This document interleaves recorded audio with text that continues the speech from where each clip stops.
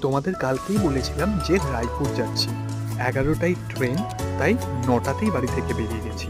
তার আগে অর্কদার বিয়ে অ্যাটেন্ড করে। যাই হোক, হাওড়া ব্রিজ ক্রস করে আমরা এখন ঢুকলাম হাওড়া স্টেশনে। পৃথিবীর সব থেকে ব্যস্ততম স্টেশন।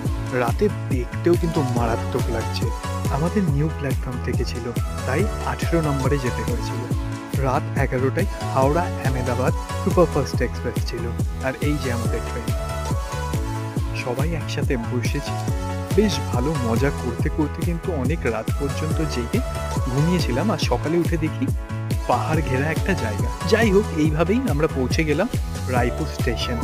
আমার কিন্তু খুব ভালো লেগেছে রায়পুর স্টেশনটা। বেশ পরিষ্কার পরিচ্ছন্ন আর অনেক বেশি স্পেসিয়াস। ছোটখাটো একটা এয়ারপোর্টের মতোই লাগছিল। স্টেশন থেকে বেরিয়ে একটা মন্দিরও দেখতে পেয়েছি, আর মন্দিরটা বেশ সাউথের ফিল নিয়ে আসছিল। কাল হোটেল দেখাবো।